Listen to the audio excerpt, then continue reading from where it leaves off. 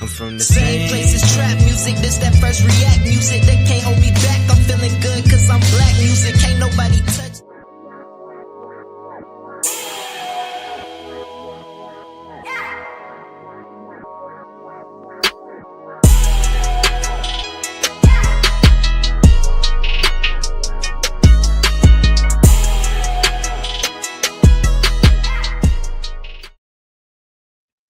Welcome back to another episode of Cigar Sundays live on this Memorial Day weekend, where we define, examine, and analyze words, saying, and phrases used in American culture. And tonight, we will be smoking on opinion. So grab your thinking caps and get ready to smoke on words with two big nerds, myself, Chef Earl Pearl at DBCHEFTV, and the God, Ali, Dawood L, and BK So Farm. And we are the Cigarden Panel. Peace, God. How you feeling? Peace, God. Yo, everything is everything on this side, man. Like, we dealing with little sniffles or whatever. but it's all love though. Everything in the garden is growing. Is green everywhere. Everything is productive. So we're just taking it one day at a time and just doing that, man. You know. Sounds phenomenal. You know, one day at a time. Sweet Jesus. That's how the song go. That is how it go. You know. But yeah, God, I just, I've been having a productive week, getting a lot of stuff done inside the home. And the last few weeks have been leading up to this have been really, really productive. A lot of positive things going on. So we just thankful for that as always. Thankful to have another day of breath, to be a better version than I was yesterday. Because Lord knows, we don't always got it together. But, as long as we keep focusing on getting it together and keeping it together, then we can weather, any storm, anytime. So before we jump into tonight's word, y'all, tonight's smoke, make sure to smash and hit that like button. Also subscribe to the channel, hit the notification bell so when we go live, you never miss an episode of Cigar Sundays live. Don't forget to head on over to www.bksoulfarm.com and pick up your copy of 1016 160 Self-Sustainability by that brother right there, the God Ali Dawood L. Support your interests and live. Link is in the description. And also, y'all, subscribe to DBCHEFTV on YouTube and put your name in the hat to win $100, y'all. We do this each and every third Sunday of the month, and it could be you. So you know what you got to do. Subscribe. We appreciate y'all. We want to show love for y'all showing love for what we do here. Also, we got merch, y'all. All right. Links is in the description. DBCHEFTV, BK Soul Farm.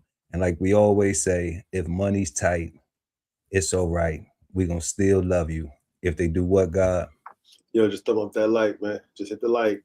Thumbs up. That's Smash it. that like. So, at least lift our finger. At least lift the finger, right?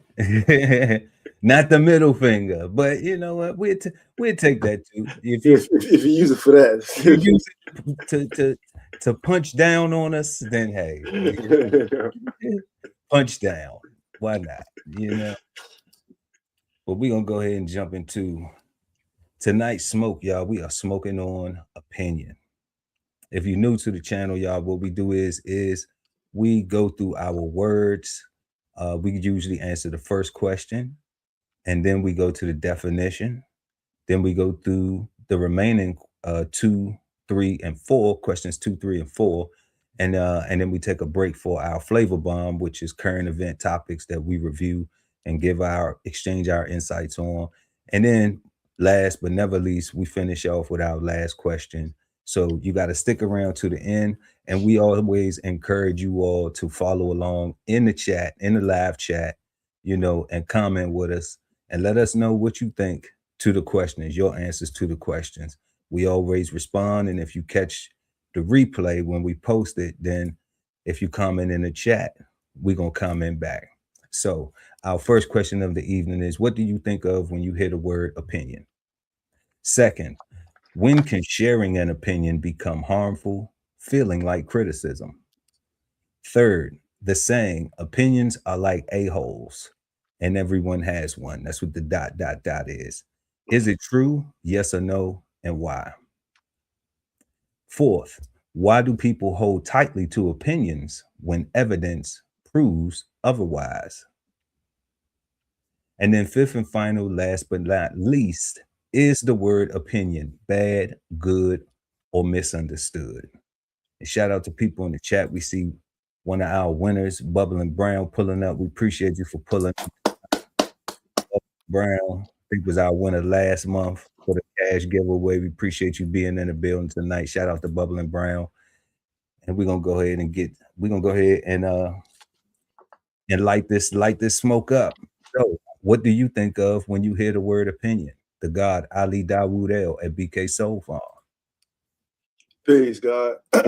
Um, So one of the questions actually stole a little bit of my thunder a little bit, right? Opinions are like a-holes. ... But what I think about opinions, personally, I don't like them if I didn't ask for it, right? And I wouldn't give it unless I was asked for it, right? And if I were to say something about a situation, I would look at it more like thinking out loud, more so than me giving my opinion on something if I wasn't asked. So I think you got to be qualified to give an opinion. I think opinions should be based off your facts, right? If somebody's asking you something, I think they should be based off things that you have personally gone through, things that you personally know, things that you have personally accomplished, and should never be based off of hearsay, right? And I think a lot of times people give opinions based off what they heard from somebody else. And it just come across bad, right? I also think I think opinions, I think about put down culture. Right. I think about a way of being superior. And that's kind of how I feel about people that offer opinions without being asked, right? I feel like they are looking down on you and and almost demanding that you do something because they say that what you're doing is not enough, right? Which may be true, you know what I'm saying? Which may be true, but it still don't take away the fact that it's put down culture and not necessarily lift up all the time, right? I feel like it's only lift up culture if it's asked for, or if you have a relationship with the person where asking isn't necessary, right? Like I think siblings asking isn't necessarily right. I think parental child relationships asking is because there's a goal there to keep some kind of foundation or form, right? So or there's a sense of this person isn't trying to hurt me because we're on the same team, kind of thing. So their opinion isn't harmful. But yeah, that's what I think. We don't get into it. But yeah, I think that's what I think. I think they should be qualified. They come across as put down culture. I think you should definitely if you're not asked for your opinion and you give it and the person doesn't take it, I think you should just chalk it up as you was just thinking out loud, right? And don't get mad. You know what I'm saying? No doubt.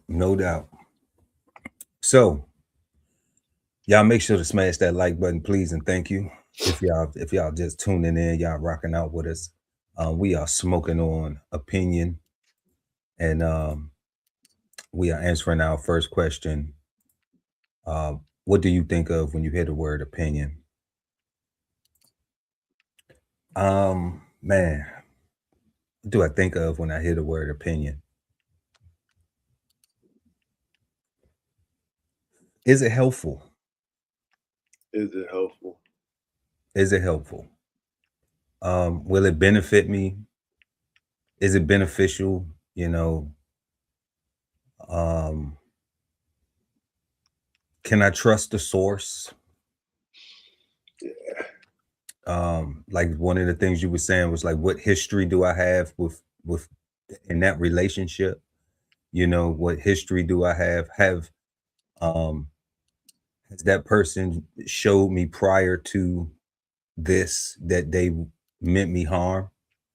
You know, if they haven't showed me that they meant me any harm, then, you know, why would I not value the opinion if all they've done is help me, you know? Facts. I think feelings. I think of feelings when I hear the word opinion. Because a lot of times we hear people saying, I feel like in my opinion, and it's just like, oh, where's this going? I feel like, in my opinion. Yeah, we hear people say that. So it's just like how much facts is coming or how much tangible information is coming behind feelings about your opinion. I put reservation on that. I know some people don't, but I do when I, you know, because I listen to what people say, especially if I'm engaging in conversation with you, because, you know, typically I'm not having small talk with people, you know, and if I do have a conversation, then there's a purpose and a point, you know, even if it's just good morning, how's your day, how, you know, like I'm still asking, I'm still greeting good morning. You know what I'm saying? I'm still asking the person how was their day. If they want to say, if they choose to respond and engage, then they can. If not, but you know, man, what else with opinions? Think a lot of that guessing. I think, you know, I think sometimes opinions are guesstimates, you know, they're guess. They're not necessarily Oh, wow. substantiated by anything. They just, you know, That's horrible. you know, but I mean, but see, but there was that still that duality where it's like it might be valuable, you know, Might be a good guess. but you know, because a lot of people don't like, you know, how we always say, you know, we're not the gurus, right? Facts. And even like the way we have this structure when we ask, what do you think of, is because we don't know the definition before we pull this up on these words, you know, and we are trying to relearn what we have been taught, you know, just like everyone else has been taught. So our application of them may not be correct in our everyday life, but that's why we try to, you know, that's why we can't be gurus, because only gurus is perfect. You know, they don't never mess up. They don't never have a reason to apologize, you know, because they perfect, right? They Jesus, you know. So, right.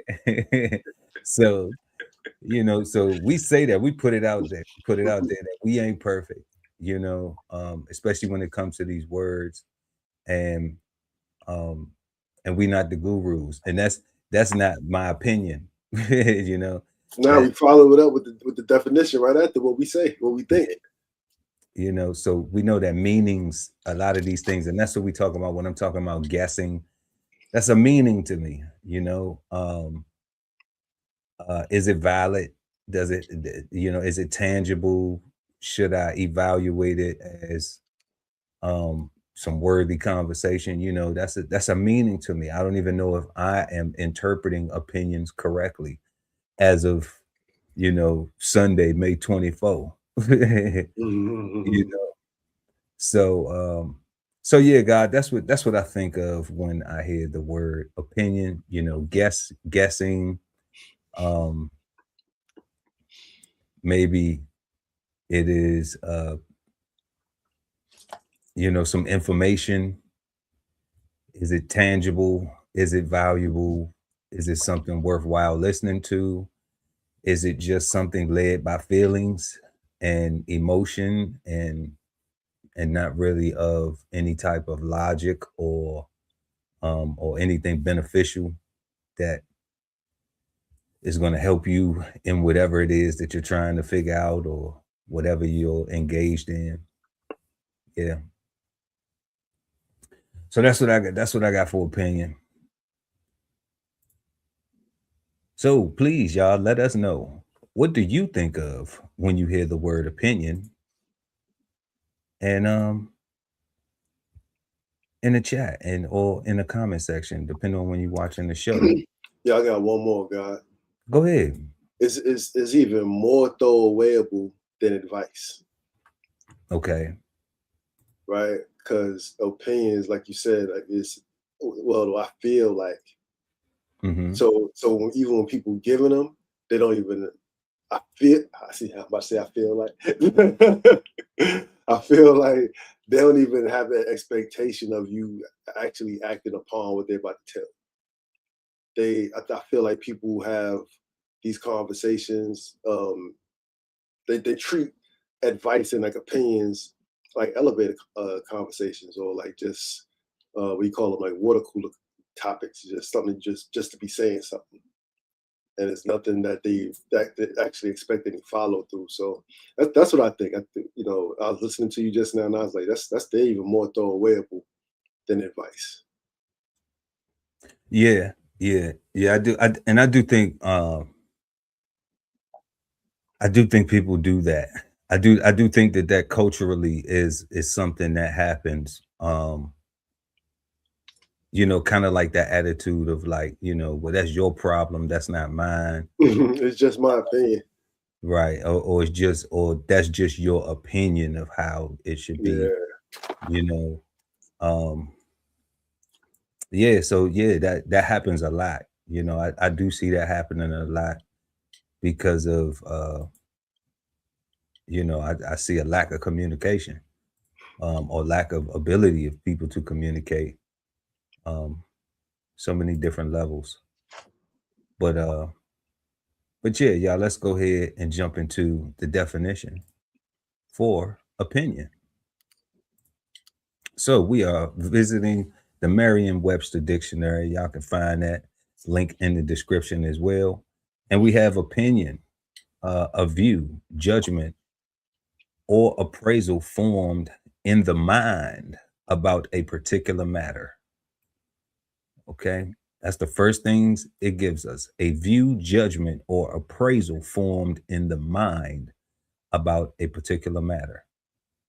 Then it says approval, esteem, 1B, and then 2A, we get belief stronger than impression and less strong than positive knowledge.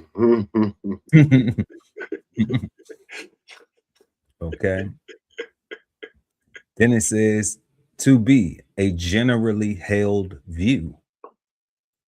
It's just a generally held view. All right. Then we have 3A, a formal written expression of judgment or advice by an expert. Okay. So by an expert. Then we have the formal expression as by a judge, court, or referee of the legal reasons and principles upon which a legal decision is based. Any of those you want to? Yo, with the exception of number 3, Mm-hmm. what I'm getting is opinions are meant to be kept to yourself. So when I was saying about if you give an opinion to somebody and they don't actually action it, you should just chalk it up as you was just thinking out loud. When I see the first one, a view or judgment or appraisal formed in a mind about a particular matter, to me, that means that like you was thinking about that alone. right, for yourself, right? Because it interested you for whatever reason it interested you, and that's what you was thinking about. When I look at number 2, A, and I see a belief stronger than an impression and less stronger than positive knowledge, that kind of reaffirms for me that it's supposed to stay with you, right? It's just supposed to be something that you're supposed to think about and make discernments on, because it's not positive knowledge. So you shouldn't share something that's not positive knowledge. And then when I look at B, 2B, it's a generally held view. Now that's, to me, I think that's tricky, right? Because when I look at it firstly and in my mind, that just so happened that we just could be thinking about something the same way. That don't necessarily mean that we have to think about something the same way, right? If we all look up and see something and we all see the same thing, you know, not all the same thing, but we see something similar, then that's just what we all see. But if I see something completely different and I'm not wrong for what I see, you know what I'm saying? Just because it's different from what you see, I just have a different view. Which means it's more so that it's mine, right? Because now I'm going against popular opinion. I might be the bad guy, right? And they're gonna be scared of me. Yeah, because it says a generally held view, and I agree. Like people can form those though. Yeah. Like people can form generally held views. I think we see that a lot in politics. Mm-hmm. We see that a lot in it says the news programs that shape public opinion, you know, a generally held view. I see that where people pick sides on certain social topics and things like that. Where I didn't even see that. I didn't even see the sentence below it. Yeah. where you know where we have this cultural thing going on where like, you know, people will develop an opinion and it won't be fact based, and then they'll get other people to buy into it. You know, And now that's the it's thought. like it's like somebody saying they were exposed, but the only thing that the people did was tell the truth about them. They didn't lie on them. You know, so it's like, how are you exposed if the person never lied on you? You know, I like they mean, told the truth about you. So is that how they exposed you? Because they told the truth on you? they expose the truth. So they exposed the truth. They didn't lie. You know? So that's to not cause people to form an opinion. That's to allow people to get the facts, and then, you know, have all the correct information to make their determination on how they're going to judge it, right? How they're going to judge the situation, or what they're going to formulate about the situation towards the end, you know, or as it progresses. Um, a belief stronger than impression and less strong than positive knowledge. I mean, it's telling you right there that you know that an opinion isn't factual. It isn't based on anything that is truth. You know, you can have a belief in a whole bunch of stuff, but but it's saying that it is less strong than, you know, I believe. Let's go back to the banana bread real quick. I believe I can bake a banana bread. You know, in my opinion, I make the best one. But have I ever tried it? You know, have I even attempted to go make one?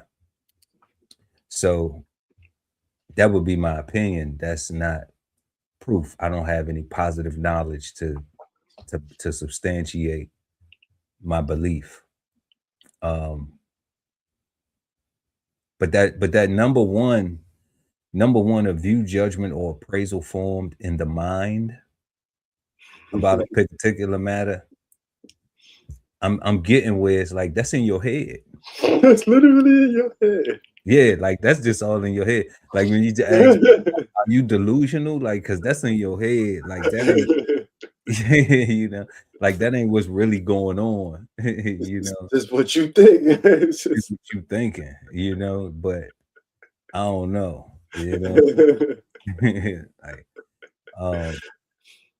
you know, but some people, you know, some people, I think, thinks the world revolves around their thinking. Um, And then we see right here 3A and B, a formal written expression of judgment or advice by an expert, you know, where they say the doctor says I need surgery, but I'm going to get a second opinion. You know, I've done that. Um, but the second doctor said I needed surgery too. So yeah, but even look at that though, right? Both doctors are giving their opinion based off the facts that they see in front of them. all for facts, right? Because it's not just you walked into the doctor's office and said, "Hey, doc, do I need surgery?" And they said, Yeah. "But let me look at you." What the other guy say? How much he charging? I'm gonna go $50 less. You I know? got you. Well, look, I can get you a brand new knee for cheaper than a Nissan. You know? So it's like, come on, family. But then 2B, the formal expression as by a judge in a court or referee of the legal reasons and principles upon which a legal decision is based. This seems where opinion has status. Okay, it seemed like that it has that it holds a legal uh status that allows opinion to be accepted even within law. And I think that this is what separates opinion from being a tangible thing, because in the court of law, formal expression, judge, court, referee, legal reasons, you know, like in the games, people watching playoffs right now. By the way, I already had New York going to the final. You know what I'm saying? I don't think they're gonna win, but I had them. Bing bong. Yeah, I don't think they're gonna win, but I had them Man, winning. you tripping. Yeah, I'm just Hate it. you know, I don't want them to win. None of my teams are in there. But when they I had a conversation with somebody who was a Philly fan, and I was like, nah. I was like, once they sweep y'all, I was like, they gonna knock everybody else out the box. I was just like, I just don't know if they're gonna have enough juice in the tank, you know, when they get to the finals and they gotta play them younger guys who real hungry for it. So I got OKC and the Knicks, you know. But the referees make calls, you know, and they review the tape, and you know, and those things and those opinions, they look at it. I really don't even call that opinions though, because well, I guess they do because They are based off this, because when you just said just now they review the tapes, they didn't always do that. It was the floor referee made the call, and that was it.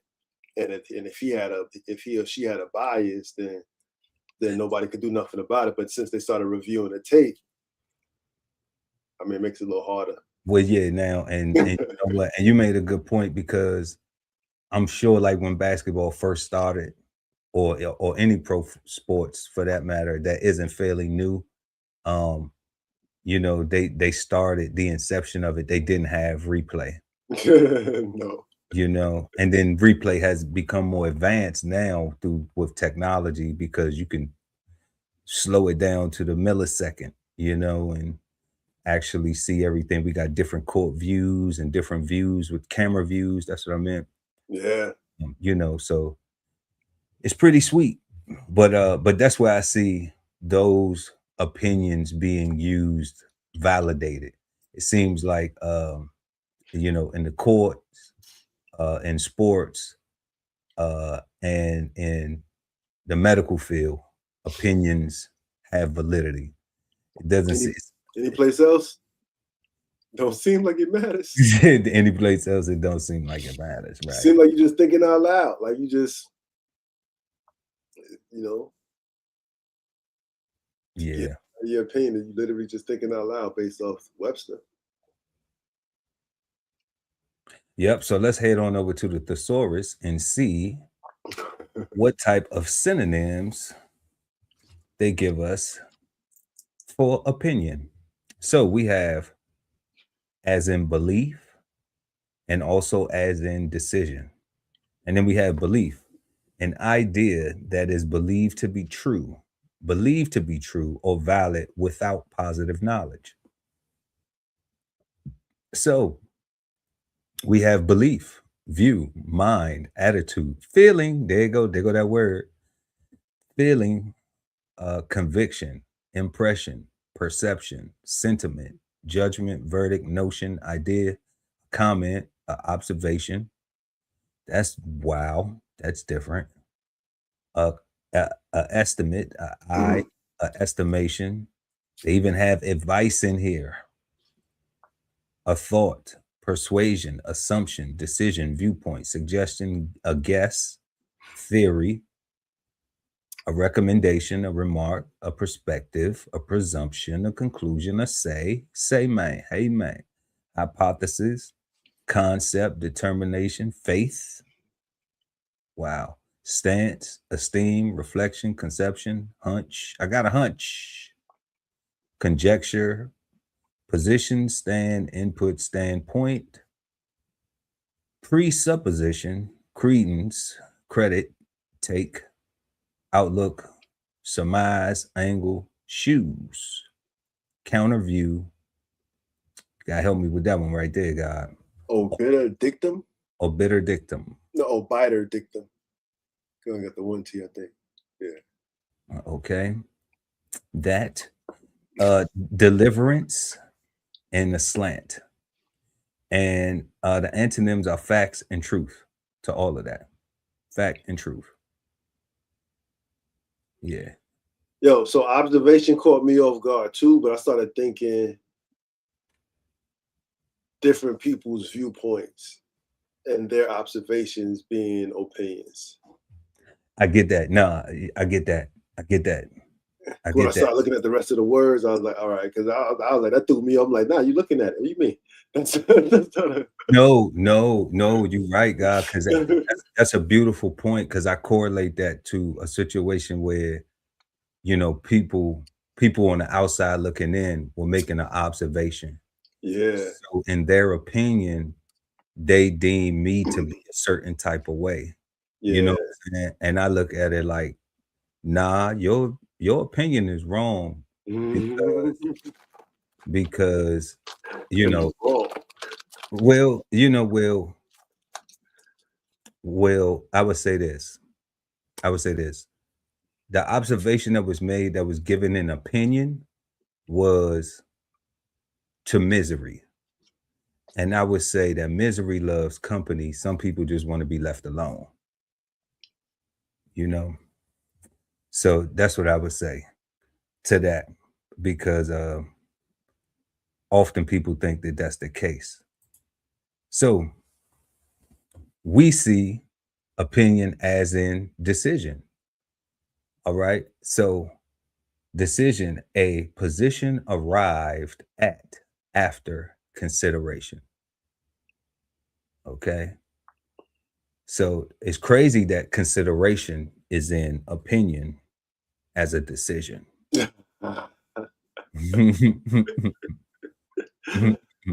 Because they could be absolutely considering all the wrong factors.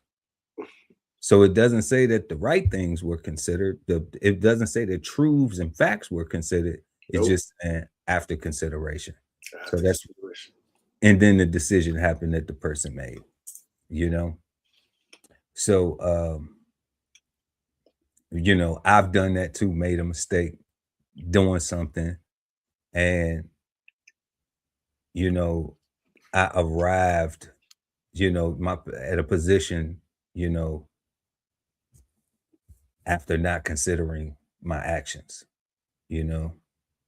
So you got to think before you do stuff, because you never know what it could turn out to be.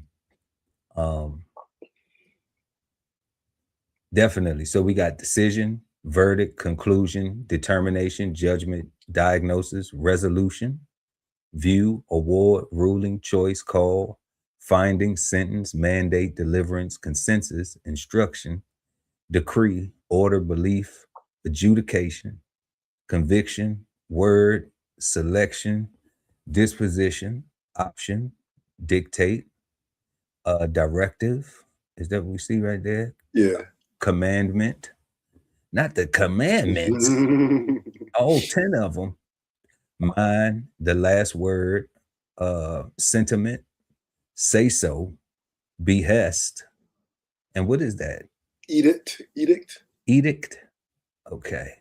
Feeling, charge, notion, persuasion, doom, and I. Okay. So yeah, that all returns like that's, I get all that. Like that's, yeah, I'm understanding these indecision. yeah, clearly. And how they apply to number 3 of the definition. Right. Right. Absolutely, especially in the courts and being awarded the ball, right? Yeah. Making the call, you know, yeah, all of those things we can tie them to it, you know. The commandments though is crazy. That is that is crazy, and that's just because I would think that maybe that's not the commandments, but just the word commandment, because maybe it was such a heavy word back in those days, and it meant this, that. Right, but I'm not even putting it on the Bible. So forget the word. I'm just saying commandment, the commandment, you know, not the 10 commandments, right? I'm saying like when I think of a commandment, I'm thinking military. You know, other than biblical, I'm thinking military, like, you know, the command. Yeah. You know, and you know, you giving a direct order, you're being commanded to do something. You know,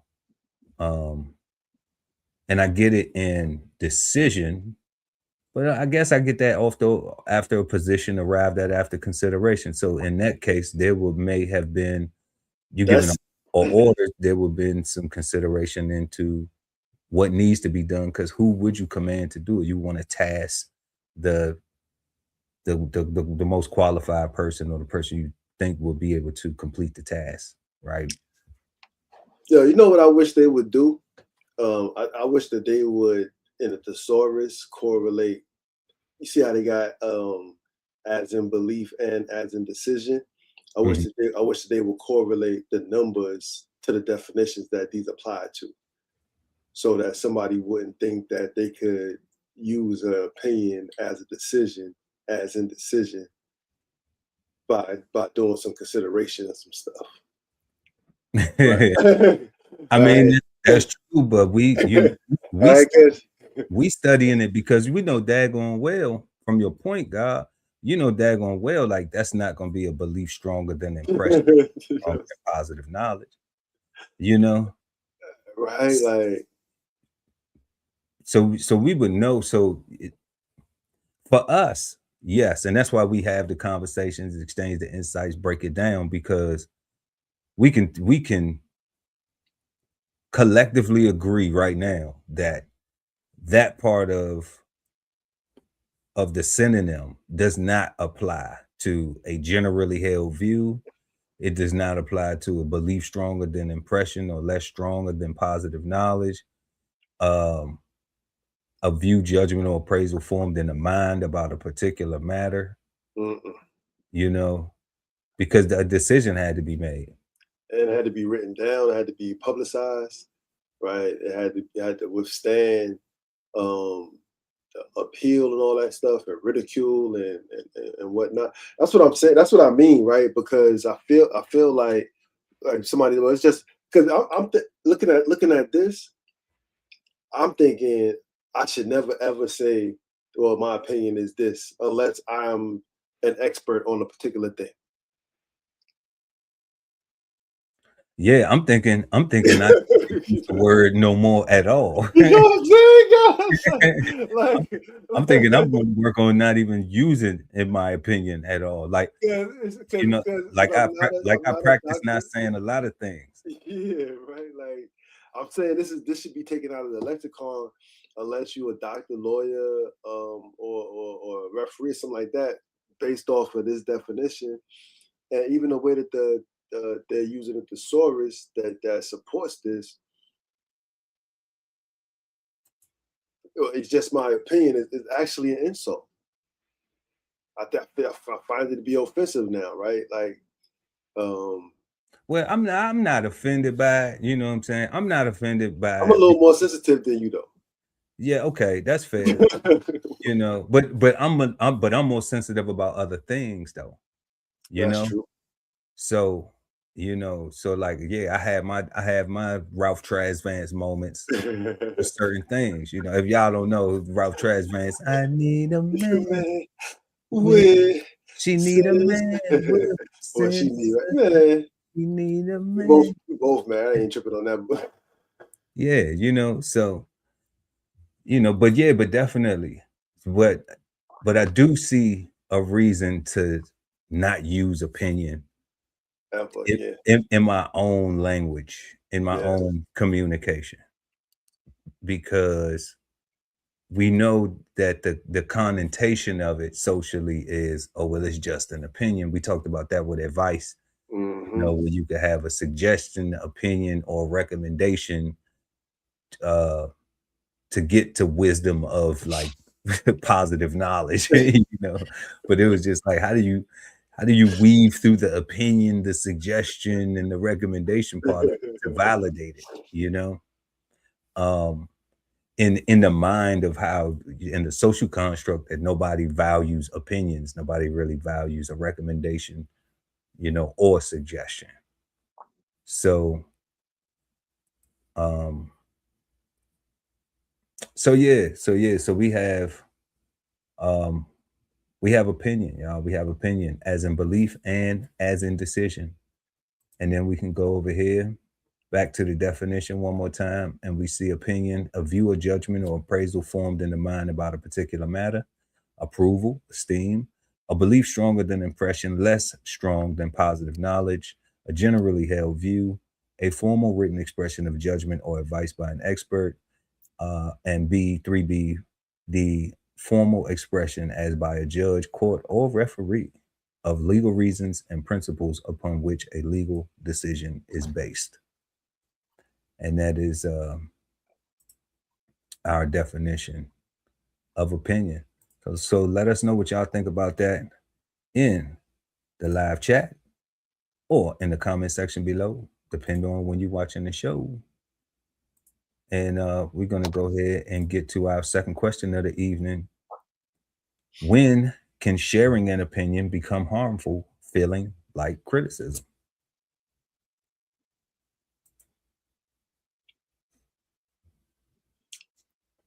Personally, I think sharing opinions are harmful all the time.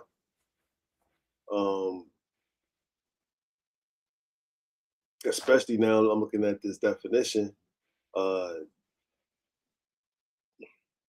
Again, unless you ask, right? I think that is only not harmful because you may not. So this the thing, right? I can see the benefit of an opinion if you do, like when you brainstorming, you're just throwing ideas up on a wall and trying to see what sticks or trying to see what you can work with or whatever. And somebody else helping you brainstorm are valuable opinions. That's a valued opinion in my mind, right? Because you're not looking for a fact or something like that. You're just looking for some more thoughts, and those more thoughts could be useful. So unless you're brainstorming, how does that sound, God? How does that sound? Scenario? How does that sound when someone does that? When someone does that, how do you initiate that conversation of a valued opinion? What does that sound like? You know, use me and you know. What is that? So I we ain't asked you nothing, right? I haven't asked you nothing, or did I ask you? Did I invite your valued opinion, or did I not ask you anything and you just offered it? You know, what is that's what I'm trying to help the audience understand, like how to land that plane, how to do that, you know, because you're see. absolutely right that it could be negative, it could be perceived negative, it could be received positive.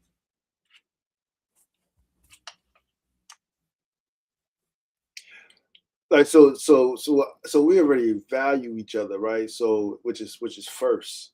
Like you have to value the person, but also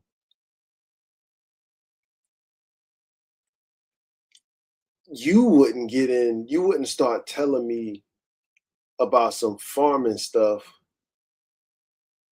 unless you got your hands dirty and you knew that I knew that your hands was dirty, and now you coming to me as a farmer on this conversation and not as somebody that hasn't got their hands dirty.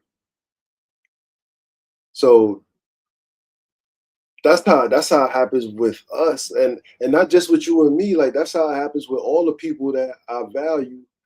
Just organically and naturally, everybody just value each other enough to do what the next person needs to keep the relationship where it needs to be, right? So that's tough. That's tough.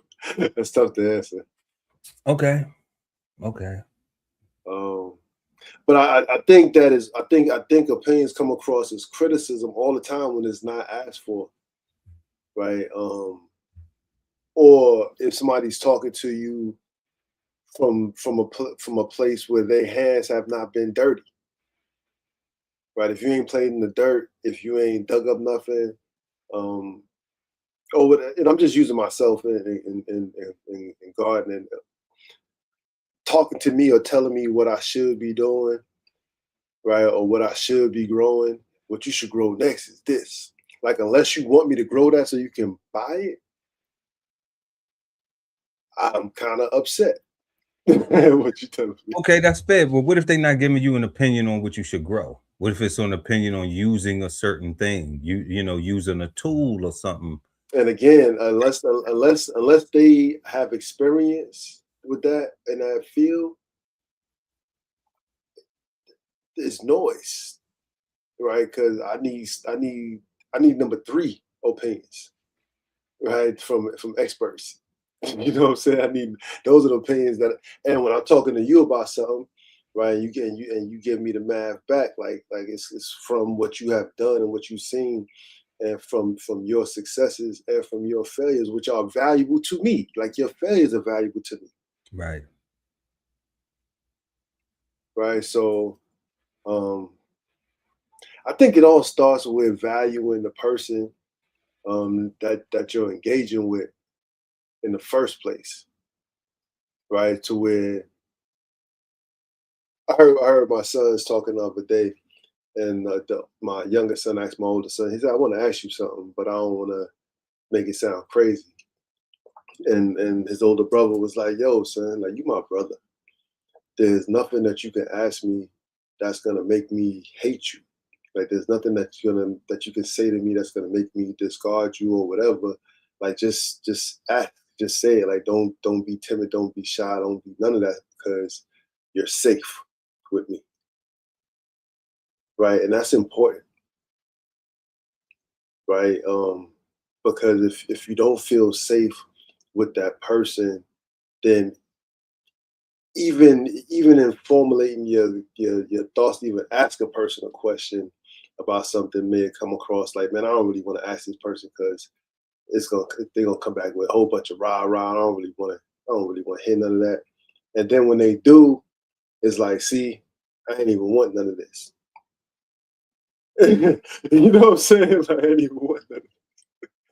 But and now they're not listening to you, or now they're not listening to advice that they may have asked for, or a conversation that they may have allowed to happen or something. I don't know. It's weird, man. Like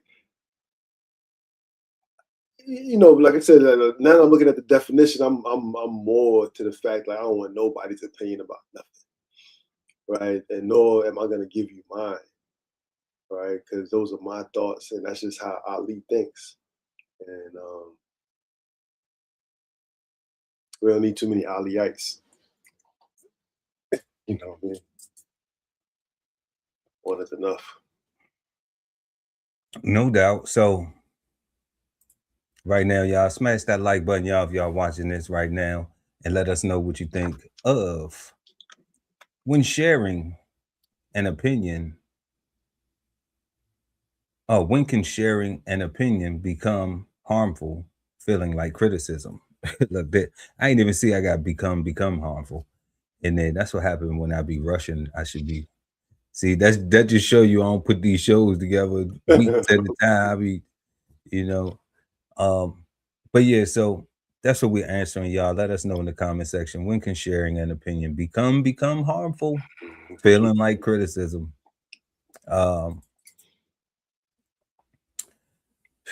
Man, I believe definitely when it's not asked. I'm agreeing with that one. When it's not asked, people will misinterpret something. It's kind of like going back to what I was saying. Is the information valid? Is it tangible? Is it coming from someone who is experienced? A lot of times people don't take the time to evaluate that though. You know, is the person trying to help me, or are they trying to harm me? Like you can share an opinion with somebody, I guess, you know. I wouldn't even think it's an opinion. I would think it's more like advice, because now understanding the definition of, or having a better understanding of opinion, I don't give opinions. I deal with truth and facts, you know. So I can understand why people who deal with opinions dislike truth and facts. I can see why that bothers them, why that gives them why that makes them uncomfortable, because you know they're not going to be able to to finesse you with lies. You're not going, you're going to take your time and realize, like, okay, is this a lie? You're going to assess the situation. You're just not going to be quick to, well, I think you should do it. In my opinion, I feel like, in my opinion, blah, blah, blah, blah, blah. Oh yeah, that, you know what? I ain't had no feeling, no opinion, no nothing about it. But what you said sound good. So let's just go with the sound good, right? Like, we're not going to do no research. We're not going to do no, due diligence. We're not going to make sure anything is in compliance. None of that. We just going to basically do what we want to do regardless. And then worry about the negative consequence later, if there is one. So, I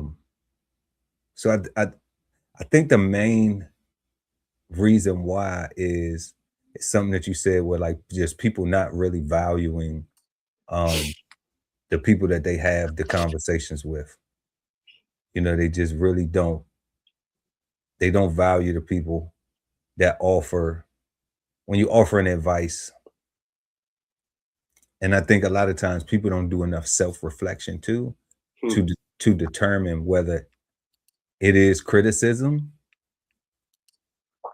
or are they being factual? It's a difference when you say, when I've said to somebody, I use my life, let my life be an example. I said to a friend before, I see you doing this. This is what you're doing. This is a pattern. So I'm trying to figure out if this is this you? Is this what you want? Is this what you settling for? Or are you, is because you seem to be comfortable with this. I think you can do better. I think you are better than that. because all of the people that you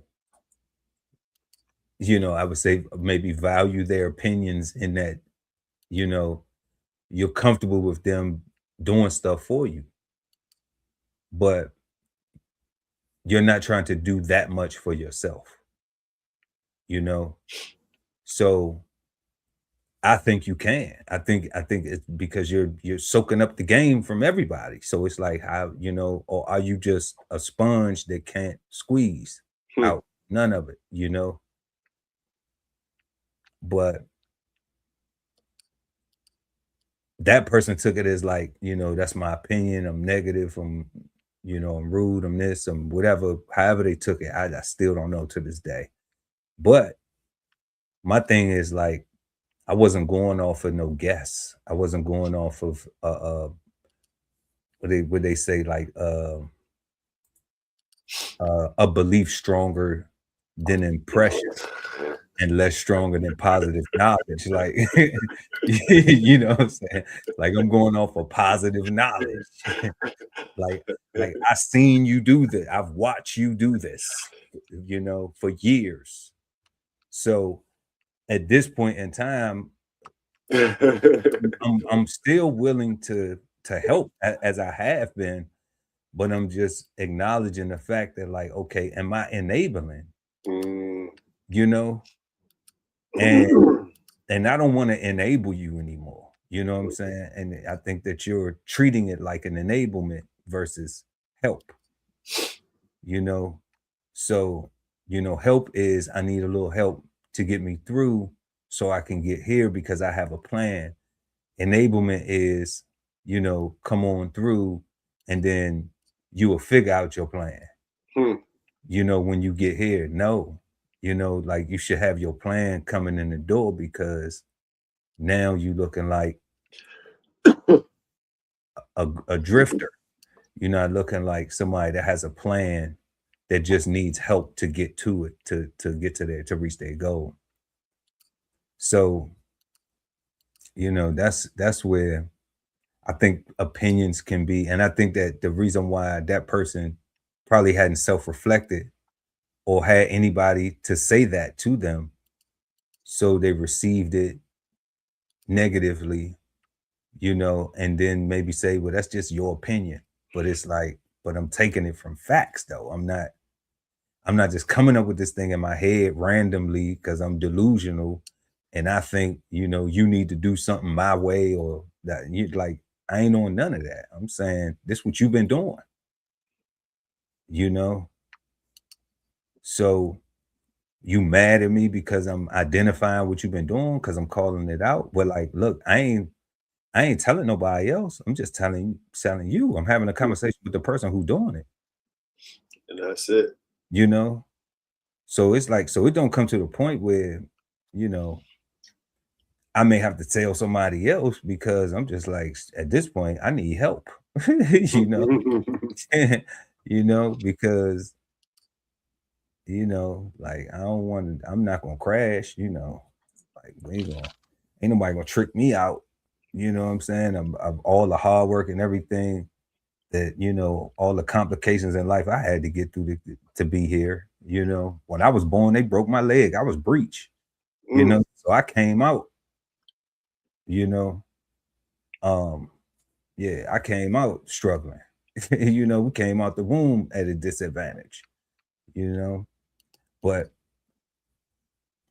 I'm just saying, in my opinion, I got, and even in to my mother's um defense, you know, she didn't take their opinion at that time that I wouldn't walk normally, you know, that I wouldn't go to play sports and be athletic and you know, they saying dude gonna walk, you know, toe up his whole life. Now I ended up after going in the military getting injured with the walk that they with the walk they said that I was gonna have, you know, that I should have had from a jit. But you know, I look at it just like, you know, we ain't down, you know. Correct. Yeah, we ain't down. So Criticism is tough though. Criticism is always negative. You know, I encourage y'all to look up the word criticism, the definition of it. It's always negative. There's no such thing as positive criticism. Critique is different. Critique is different, right? Critique is the positive. That's positive. Yeah. But criticism is always negative. So let us know what y'all think. When can sharing an opinion become harmful, feeling like criticism? Moving on to our third question. The saying, opinions are like a-holes. Everyone has one. Is it true? Yes or no, and why? Let us know what y'all think in the comment section. Is it true? Opinions like a-holes? Everybody got one? And if so, why? What you think, God?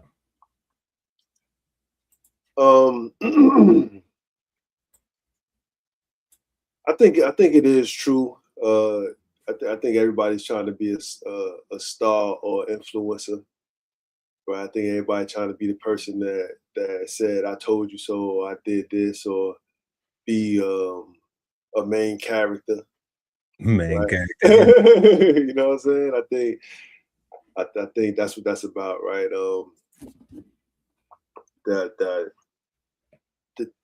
The subservience of, you know, somebody's gonna always think about me because I did something for them. Every time they get their paycheck, they gotta thank me because I'm the one that got them that job. That's crazy. You know what I'm saying? I think people think crazily, right? Like, but you ain't the one showing up every day. You're the one showing up every day. Like, damn, you could be happy to help your person get some employment, you know, like help the person get a lifeline if you wanted to continue to hold them over their head. Well, if it wasn't for you doing it, then I wouldn't be, but you wouldn't be like. Correct, right? Yeah, that's awful.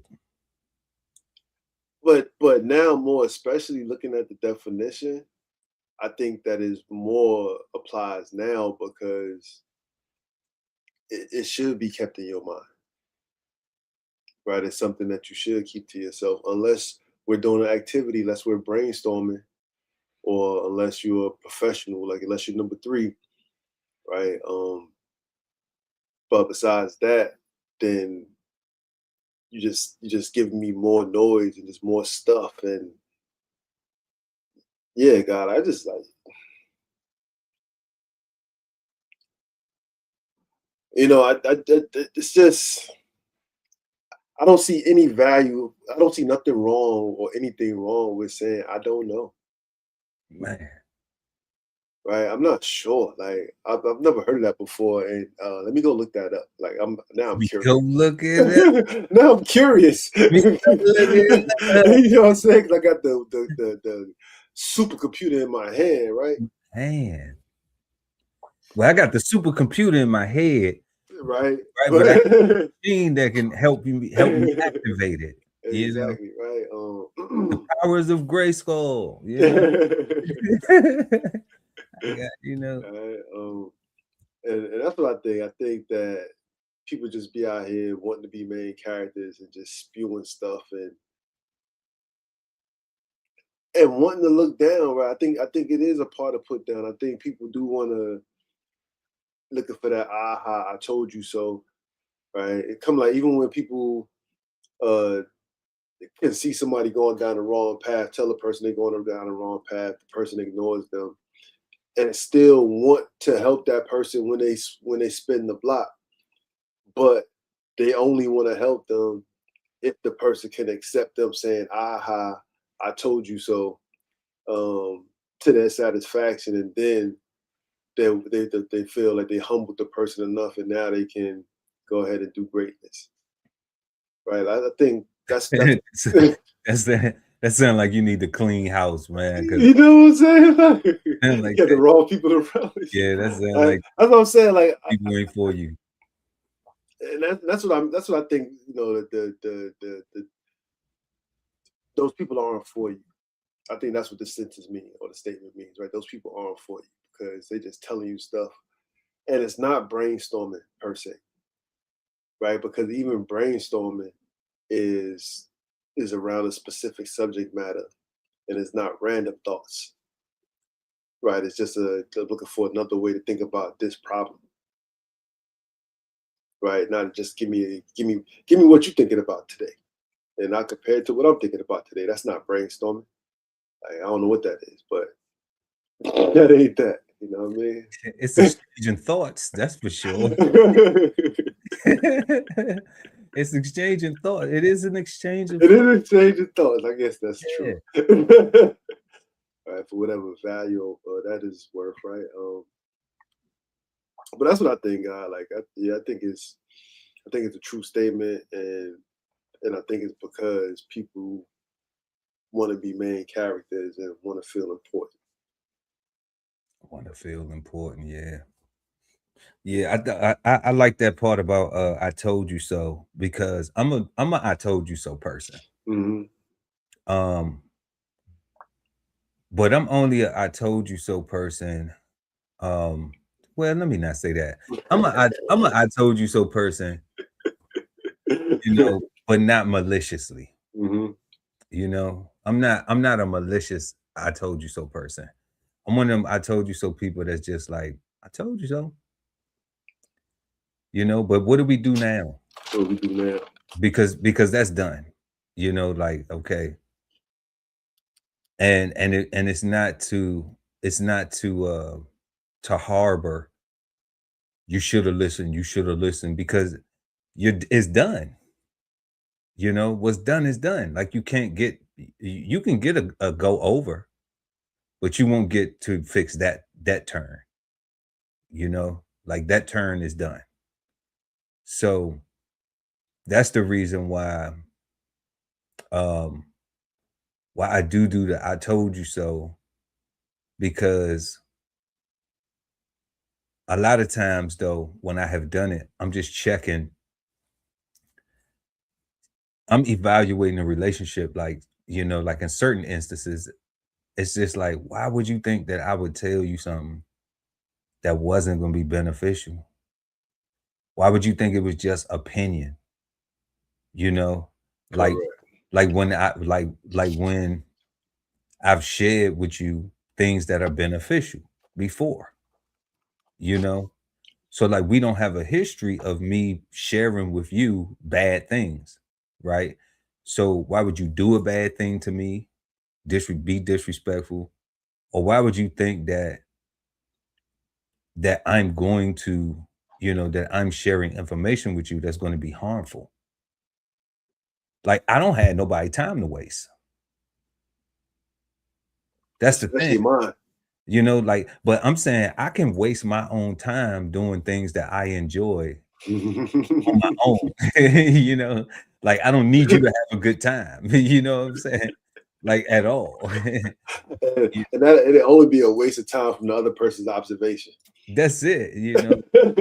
So I'm just like, you know, like, I don't have a problem with, you know, I like myself, you know. So I don't have a problem with spending time with myself, you know. I don't get bored of myself. You know. But our question, y'all, is the saying, opinions are like a-holes. Is it true? Yes or no, and why? Man, I think it's very true. Understanding now that the top 3 of the definition is where culture sits at. You know, culture rests on those. It is only the application in the bottom 2 definitions where we saw in the professional, in the court systems, in the sports systems, where we seeing there being some useful logic application of opinion. Okay. And those top 3, it's just all, it seemed like it's just emotion filled. There is no due diligence done to be factual. Is like that saying that we talked about, how people, I feel, in my opinion, that's the way that the conversations or the communications are being led. It's not being substantiated by anything that is actual, factual. It's actual factual that can say, okay, can we use this information? Is it, is this person lying? Is this person telling the truth? Is this how much of that is accurate? How much of that is false? How much of that is valid? How much of that is going to be helpful and beneficial? How much of that can I use? All right. So, and normally when you are helping people, or you are lending advice, or, then it's something that can be helpful, that can be beneficial. It can be useful. And a lot of times it may not just be useful to them, it may be useful to everybody. That it may be something that you can take and share with other people too, because this benefits all of us. It's not a selfish thing. It's not just trying to be selfish, but it's just how I feel about it, what I want. It's like I'm never on that, like, trust me, I got 10 acres right now I'm trying to get on. God. Word. For real, you know what I'm saying? So I'm still enjoying life. I'm happy where we at, what we got going on. But trust me, I am motivated to get on them acreage, I understand the value of truly having your own land, like more now than ever. We still gonna own real estate, cash flow it on my rich dad, poor dad situation. But we need to live where we can have, you know, Be uh, in abundance at all times. be in abundance. Yeah. So let's see what we got. The saying, opinions are like a-holes. Is it true? Yes or no? And why? Let us know in the comment section. If you're watching right now, make sure to smash that like button, or in the comment section below, depending on when you're watching the show. Moving on to question number 4. Why do people hold tightly to opinions when evidence proves otherwise? Let us know in the chat, y'all. Let us know in the chat what you think.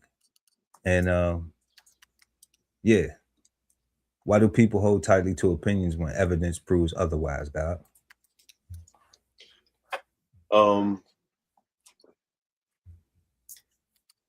Opinions, what they say, faith-based, belief-based, no strong knowledge, right? You don't have to do anything but feel. With evidence, you have to respond accordingly. Like, you actually have to do something, right? Like, if you look at the number 3 definitions, what they alluded to was things that came from Supreme Court judges and referees and doctors and stuff like that. Like,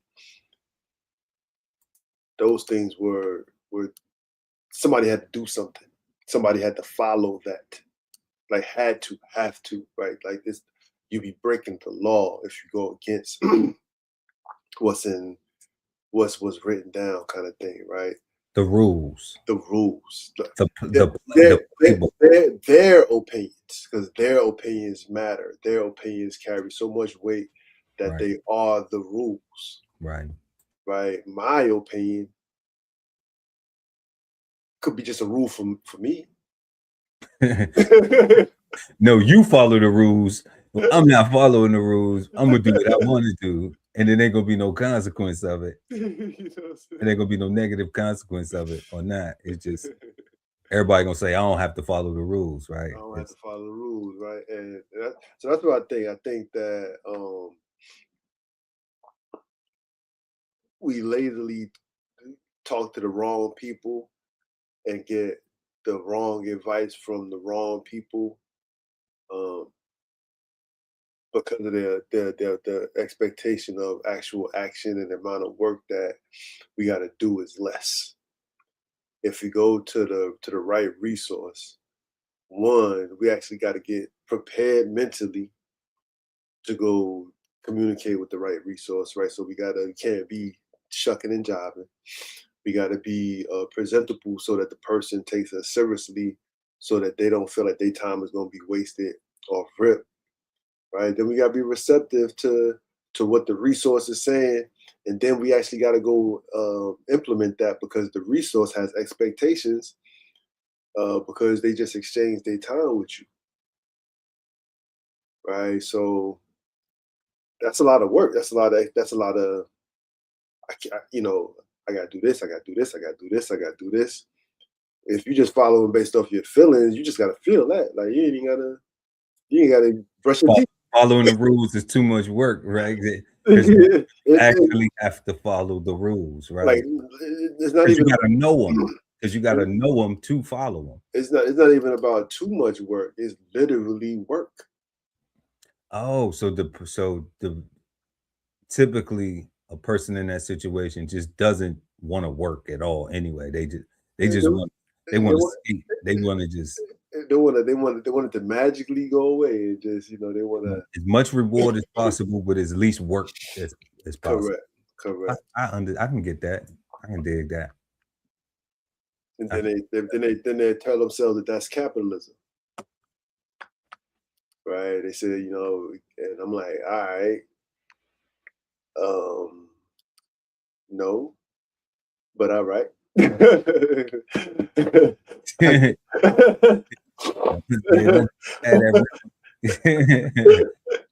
have that insurance. Don't have that.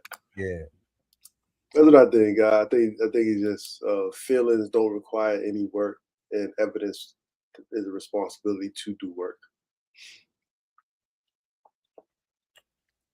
Is a fear of responsibility and a lack of effort to do work. Yeah. Okay.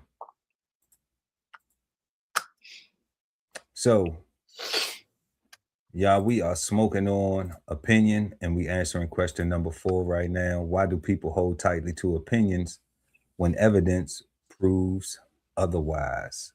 And the guy just said, people are lazy. I mean, to sum it up, y'all heard what you just sum it up. It's just like people lazy, it's easier to skate a corner and try to cheat or try to be deceptive or lie and things like. And it's so crazy because I don't think so. It's way more work. It seems like it's way more work to do that, because when you just dealing with the truth, like you just dealing with facts, you dealing with the actual tangible stuff, and you don't have to fabricate nothing. Like you don't have to make up nothing. You don't have to look for something else to make up to try to make your story be more legitimate or make your perspective or your point be this or that. You just tell the truth. Deal with the facts. Do I like having a roof over my head? Okay, so then what do I need to go do to do that? I necessarily shouldn't need somebody with an opinion to say, well, in my opinion, you should probably want to get a job or something, or find you some type of stable income that would allow you to be able to sustain a roof over your head. It should almost be my innermost desire to say, I value that, I need it, I want it, I gotta have it, so I need to do the things necessary for me to maintain that and keep that, so it's not something that I'm stressing over. I don't even want to stress to maintain it. So then even in that goes into a deeper context of, or mind's thought of like, okay, so how do I do that? Well, I need to live within my budget. I need to not think that I deserve something that I can't truly afford, and I'm struggling to maintain it. But somebody would say, well, that's your opinion, right? They would say that that's your opinion, but I would be like, well, it's the difference between me being comfortable and another person feeling as though that they're constantly struggling. Hmm. You know, so I would say, no, that's not my opinion. That's coming from a person who has struggled. I could share my struggle if you got time for coffee, you know. You know, you know, want to have a coffee and a couple of croissants or something, you know, then I got time for it, you know, but it's gonna need that time. You know, we're gonna have to talk about it because it wasn't overnight. It didn't happen overnight. You know, what you see now is something that took decades. You know, it wasn't, and I ain't hit no lottery. Like I did hit the lottery um as far as realizing the difference between those things of prioritizing needs and wants, and then understanding that once I prioritize them, now I need to figure out how to balance them and maintain them. Mm-hmm. You know, so that's a lottery for me, but that's a learning lesson. That was an L because I took L's going through it, you know. But then I also look at like them L's was part of the lottery because yeah, they was learning lessons, but they also made me hit. They allowed me to hit, you know, hit my goals, hit my targets. So people would take that as an opinion, but then the proof is physical, you know, but then you got physical proof, you know. So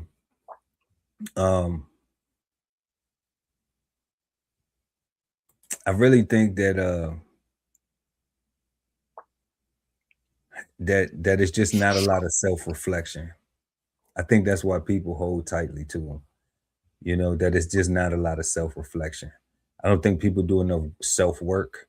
I think we kind of caught up in trying to do what the next person is doing, is follow trends and follow this and that.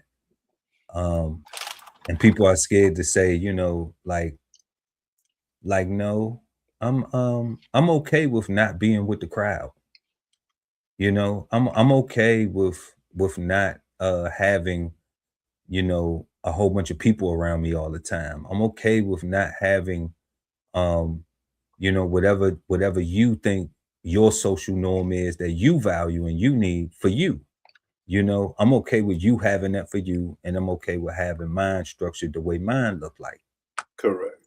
You know, because I may have done that already, and through my experiences, you know, I'm choosing what I choose now as that model because that's what works better, you know, for my mental health, right? So because I always say, you know, like if you a black person in America and you ain't crazy, then something is wrong with you. Probably came from someplace else. You know, so crazy ain't never a problem. You know, it's levels to it though. You know, but definitely, you know, we not so crazy where we don't understand that the rules matter. You know, and that we need that the evidence, you know, is more important than an opinion. Yeah. So let us know what y'all think. Why do people hold tightly to opinions when evidence proves otherwise? You know, maybe it just makes them comfortable too. Maybe they just, I think of that, and you know, I think socially a lot more people are comfortable with lies than the truth because like you said, when you have the truth makes you want to do, you have to do something. You know, when you have the truth, you have to own up to it. You have to look. You gotta do stuff. Yeah, like, you know, when you lie, you just, you know, Just gotta accept it. yeah, but you just have to tell another lie. You just hope somebody believes your lie, you know? And then when you get caught in it, then you look stupid. And it's just like, damn, you could have just told the truth. And, you know, then it wouldn't be people wouldn't be feeling right here. What up, Bug? Feeling for sure, you know, exposed. So let us know what y'all think in the comment section, in the chat, you know, chat. Let us know what y'all think in the chat. And also let us know in the comment section below, depending on when you're watching the show. It's about that time that we get into the flavor bombs for this week. And man, we got some good stuff. We got some good stuff going. So we're gonna jump into the flavor bombs, and then we're gonna come back to our fifth and final, last but not least question. Y'all make sure y'all smash that like if y'all rocking with us, and let us know what you think in the chat, y'all. Flavor Bombs, presented to you by DBCHEFTV. All right, so for this week's Flavor Bombs on Cigar Sundays Live, y'all, we got the shooting at the White House Memorial Weekend. There's been another attempt, man. President Trump, he can't keep nobody from it. You know, everybody out here, it's crazy. You serious, God? I'm dead serious. Yep, another shooting at the White House. Well, another attempt, you know, to try Trump, you know.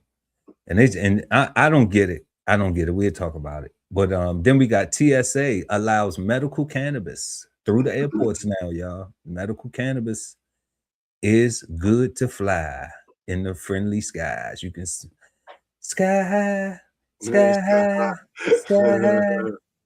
Then you know, and I know. And then we're gonna head to South Jamaica, Queens.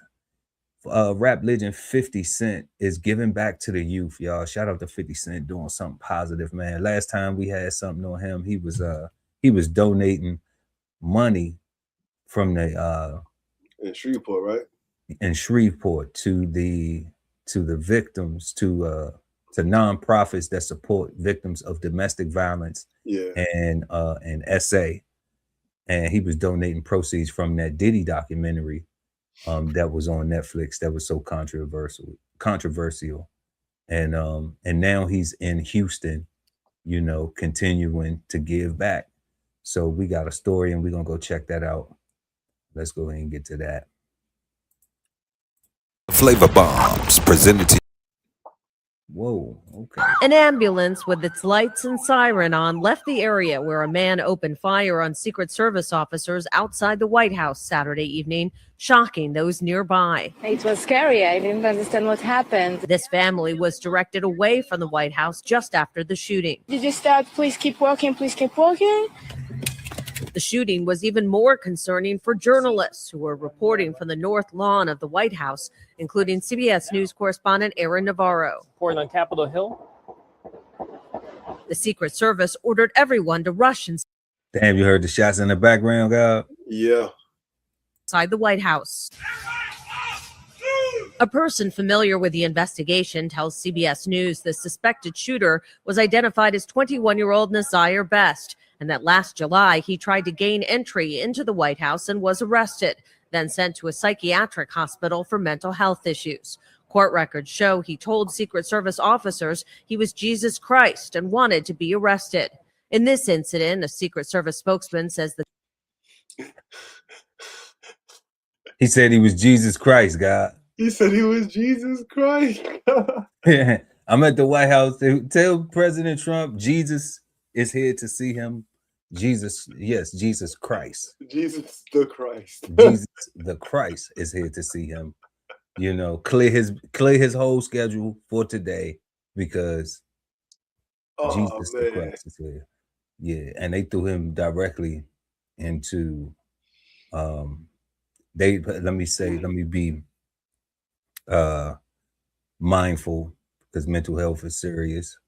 They directly escorted him to a mental health facility, okay, so he could get some treatment immediately. Oh, he not dead after all this? Oh yeah, he done met Jesus now. I'm about to say with Jesus. But he gotta be with the Lord. Yeah, he's with Jesus now. Yeah, he. I don't know if he wasn't him, but he's next to him now. The gunman approached a checkpoint around 6 p.m. Saturday, pulled a weapon from his bag, and started shooting. The officers returned fire, striking the suspect, who died at a nearby hospital. A bystander was also hit by gunfire. The Secret Service says none of its officers were injured. President Trump was inside the White House during the shooting. On social media, he thanked the Secret Service and police for their swift actions. Okay, so what you got on that guy? Young brother, 21, 22 years old. Nazir Best. I don't think that was his name, something like that. Yeah. But it's a tragic story. It did say he was dealing with some mental health issues. You say this thing that nobody wants to be first, right? Is this an example of him trying to be a first? Or is this just a crash dummy move that just it had no, in his opinion, he thought it was gonna work. So I had no idea, like or was he just really off his meds, more than likely off his meds. At this point, like is Trump like the most shot at president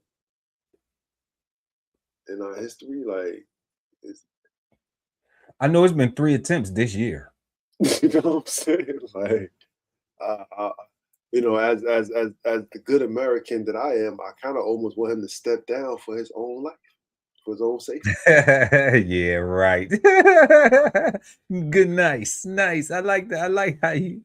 I'm sure it's a whole bunch of people right now that is, y'all should be. Everybody who watches it should definitely smash the like button for the guy Ali Dawood. And go buy a copy. 160 Self-Sustainability, the way he slid that one in there. So Trump should just go ahead and resign because his life is in danger, man. It's dangerous. Trump, get out of there. It's dangerous. Just get out of there, son. Like, it ain't worth it. Like, America is not worth it. Like, it's not worth it.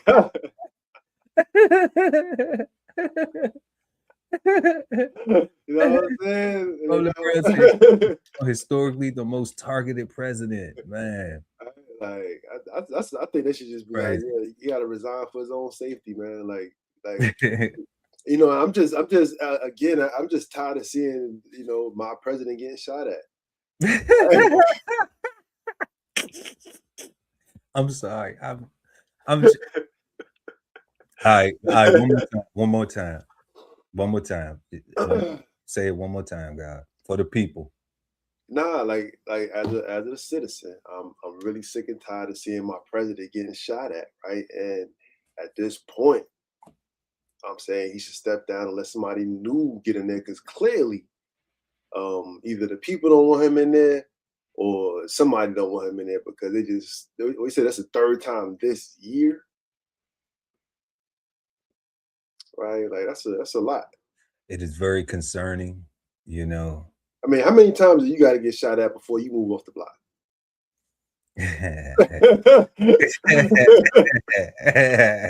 Wouldn't you like to know?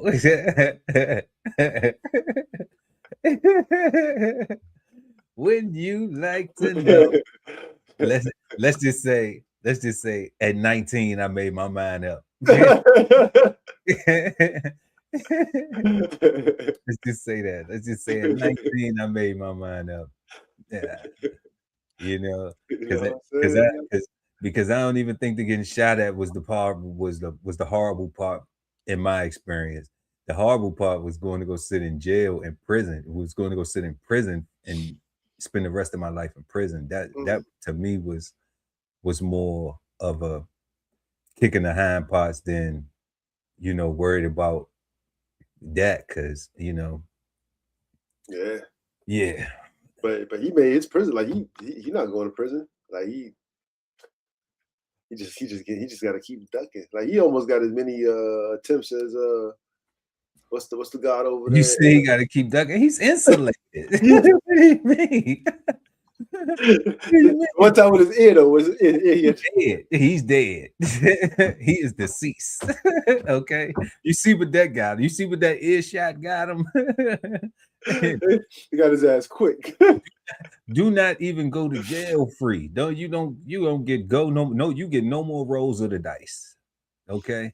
And that's what happened with this young fella too, you know. So it's just not a wise thing. It's not a wise choice. And you know, you can take it as professional opinion, not even from experience. And I would say from experience of watching what happens. That other guy, he's going to jail forever. Mm-hmm. You know, the one that stormed the ballroom, the Whitehouse dinner.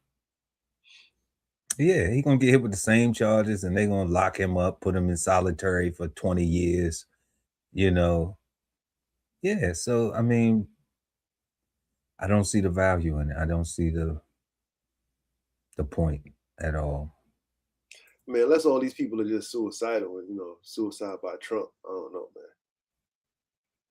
man. That may be no, they don't want that to be a trend. That's what I'm saying. Like it's just it's weird.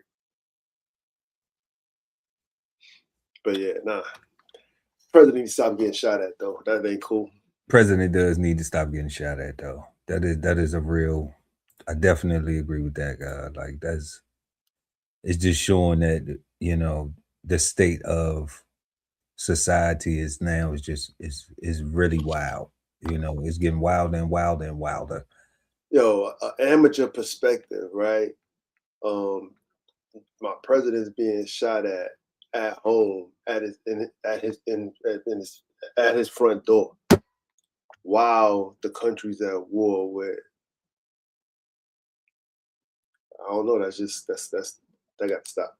Either they got to stop publicizing that, or it just got to stop altogether, right? Or the war got to stop. Something like I don't know. I just don't feel comfortable with somebody getting shot at his front door while we at war at the same time, right? Like I just feel like the enemy could just use one of those people as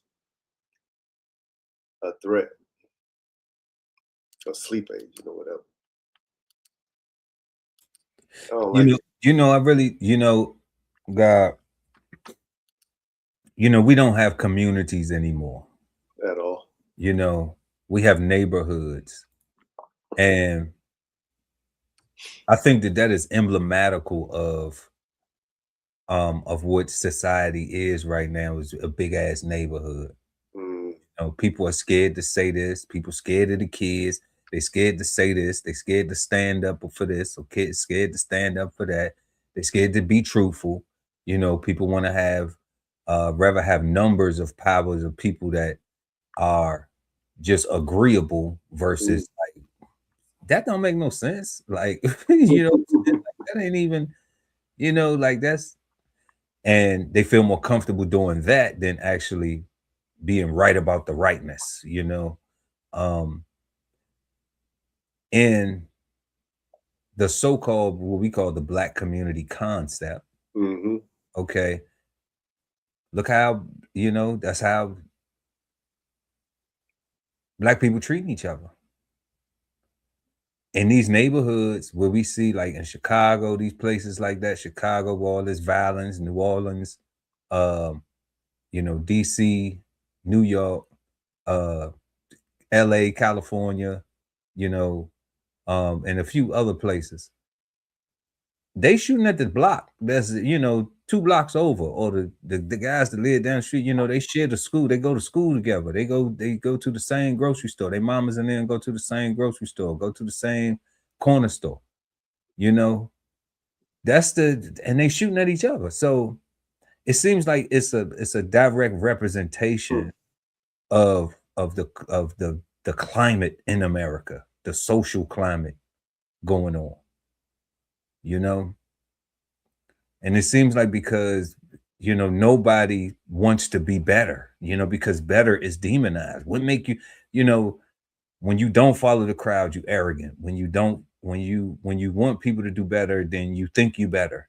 When you say, let's follow the rules and this is the standard and let's make that the standard because we'll preserve something for everybody, then, you know, who you think you are to enforce the rules? Like, you ain't even enforce them. You just like, I'm following them and we all should follow them. You know, like, I don't want to enforce it. I'm just reminding you, you know what I'm saying? You know, because you may not have somebody that reminds you. You may have somebody that's quick to call the police on you. You know, you may have somebody that's quick to just want to put a, unalive you or something like that. Yeah. You know, you may have somebody that want to physically harm you, want to fight you, you know? So like, if you're just verbally trying to remind somebody like, hey, these are like, I don't get it, but it's still negative energy that's permeating out here where, you know, nobody wants to be told and then they want to be told, but only if it's by somebody with a badge, you know, or and only when they got their gun out if I'm going to go to jail and you know, a threat to arrest, like just not just, hey, do you mind, you know, following the rules? Because we both got to follow them. We all got to follow them, you know, like we don't have to make this difficult. You know, we all follow the rules. I promise all of us benefit the same. You know, we all win.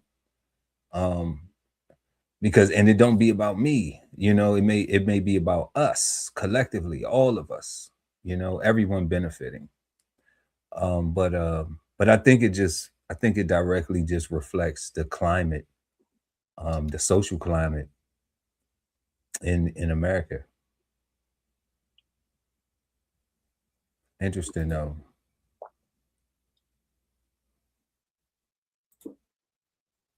The TSA is now allowing people with their medical marijuana to board planes. Many of them saying there's still a lot of confusion. I was just now hearing about it, and I'm so glad they are, man, because there's so many people that actually need their medical medicine. Passengers at Orlando International Airport reacting to the TSA policy, which now allows medical marijuana to be stored in both checked and carry-on luggage. Let's read that right there. That says, what can I bring? Medical Mary Jane. Yes, with special instructions.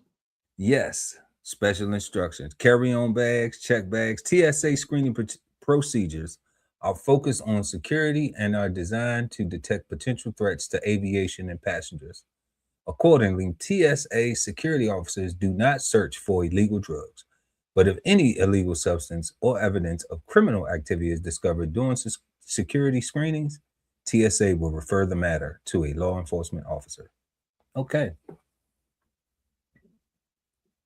I mean, it is great. Honestly, I feel like everybody deserves to have their medicine with them, no matter what it is. Back in April, the Trump administration took action to reclassify marijuana from a Schedule 1 drug to a less severe Schedule 3 after dozens of states, including Florida, have passed medical marijuana legislation. I was not aware, no. I don't think nobody's talking about it yet. The TSA says right now, their agents here at Orlando International aren't searching for any marijuana or illegal drugs. They say instead, those agents have a job of identifying any security threats for that flight.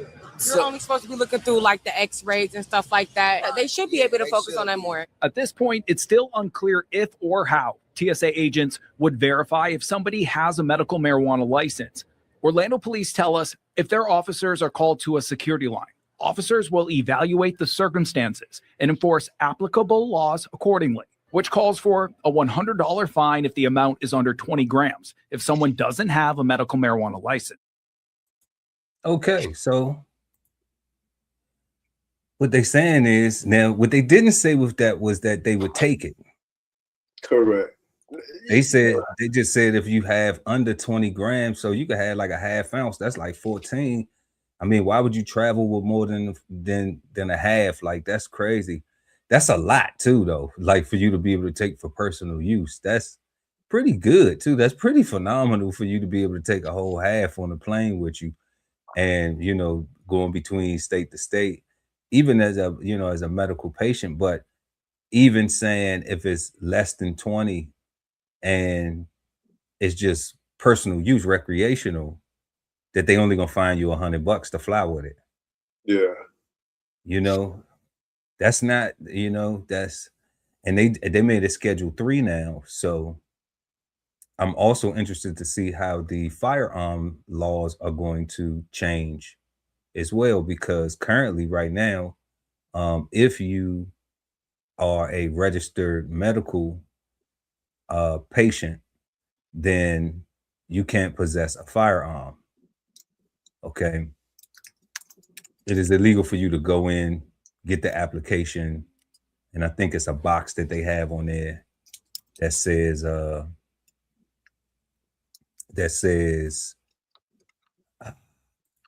do you use, I want to say, do you use marijuana? Or let's see, we're gonna I know I had a question. I just looked up how many states don't support medical marijuana. Because I was thinking, like, does this mean, like, is this like a step towards federally legalizing it? Because you flying from state to states, and I would imagine like the state you're flying into would have to accept or allow medical marijuana. well, as long as you have a card, long as you have a prescription, as you have a prescription, then yeah, because it's your medicine. It's just like, any of the stuff you get from Walgreens, it's prescribed by a physician. Correct. So it's your medicine. And that's why they rescheduled it to Schedule 3. So let's check this out real quick though. Right here is the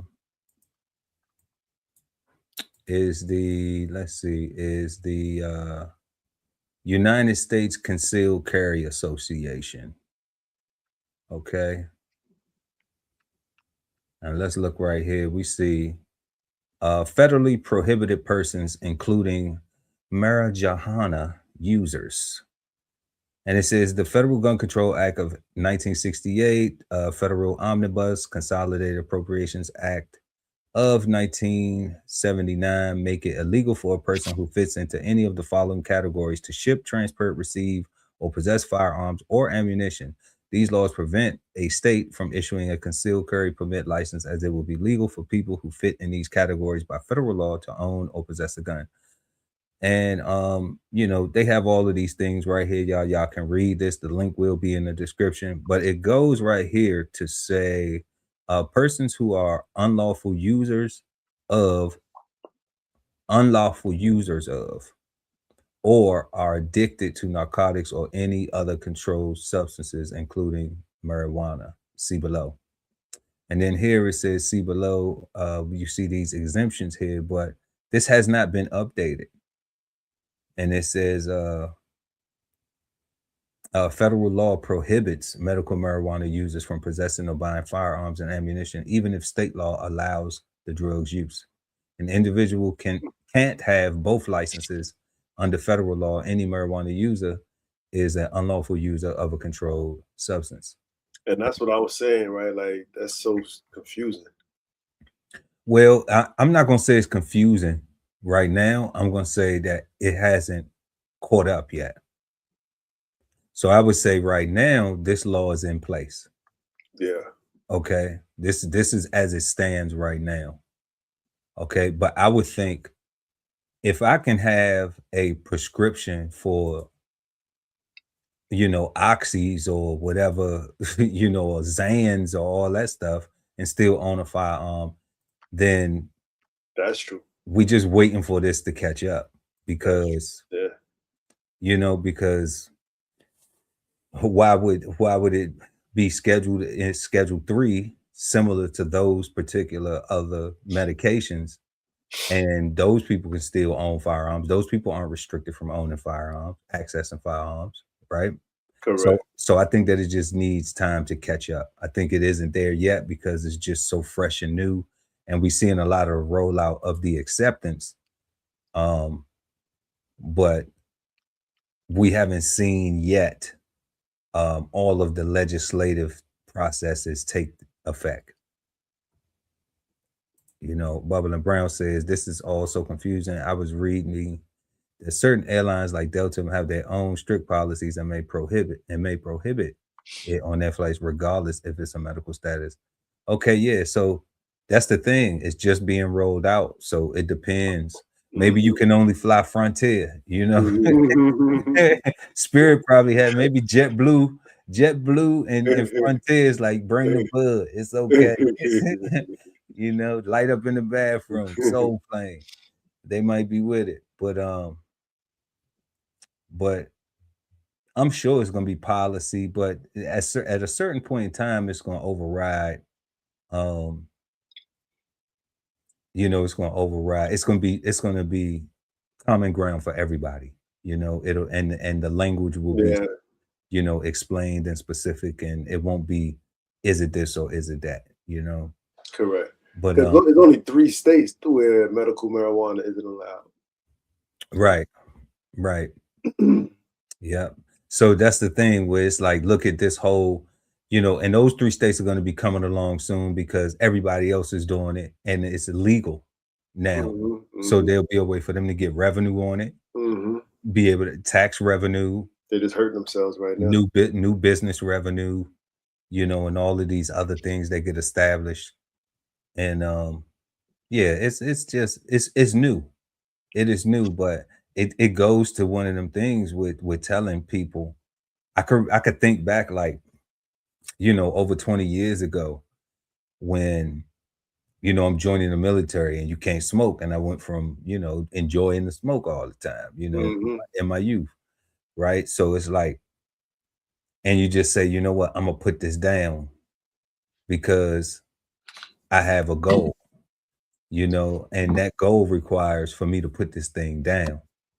And then you accomplish that goal, and now you see all of this new legislation with like, well, like now because I put it down, you know, I can take a flight to Colorado, I can go to California, I can go to Nevada. Now I have resources to be able to do that, you know, and I can just hop off the plane and go right to the dispensary, go chill and, you know, and bake all I want. And, you know, or if you live in a state where that's already allowed, then now it's just like, damn. So I look at some of the people who I knew that was my age when I was making the choices that I was making to try to change my life and do positive and constructive things, and a lot of their excuses was like, you know, well, man, can you smoke in the military? I'm like, hell no, you can't smoke.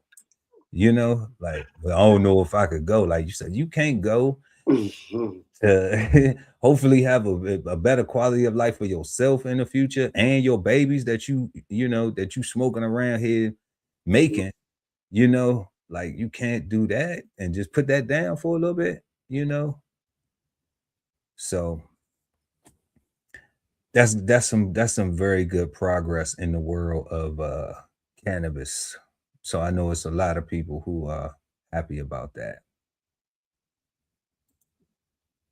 Curtis 50 Cent Jackson is turning hustle into hope for Houston's youth. He's built his own business empire, and he is now teaching a group of Houston ISD students how to build their own business through his G Unity Foundation.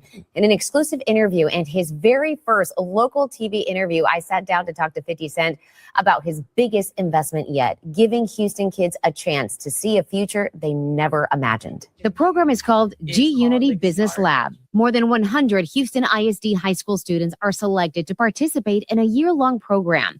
They learn how to start a business, how to run it, and financially manage it. And then we want to separate our products into communication and daily living. The students pitch their business idea at the Hustle Tank competition at NRG in front of 50 Cent and a panel of handpicked Houston judges. We focus on mental health and emotional connection. Leading up to this big presentation, the students connect with mentors and coaches. The biggest thing that the program is offering them is a different kind of confidence. Students say the experience is changing how they see themselves and their future. At the end, we're able to look back and just laugh.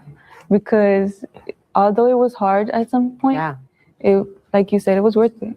What has it been like interacting with some of these students and hearing their stories and what they're going through? Some of them don't have both parents in the household. Yeah. You know, I had that in my background and experience, so I could relate to them on that level. Yeah, I mean, it just makes it easier for me to communicate with them. For Jackson, this is all about exposing the students to opportunities and helping Houston's youth dream big and give them the tools to succeed no matter where they come from. I have every reason why you would not be successful in my background. So it's like, I don't care what you say to me. If you want to make it, you're going to make it. And you can just access that and get the information in the program and do what you got to do. If not, then you go make excuses somewhere else because this is not the place for it with me being there.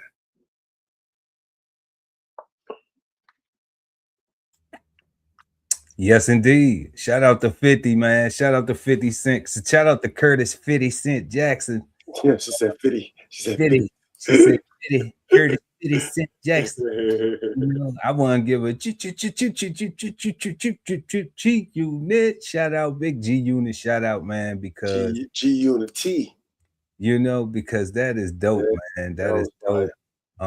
We love to see a lot of people give a lot of rappers a bad rap, you know, and we don't see as much of it because it don't get highlighted, but we gonna highlight it though, man.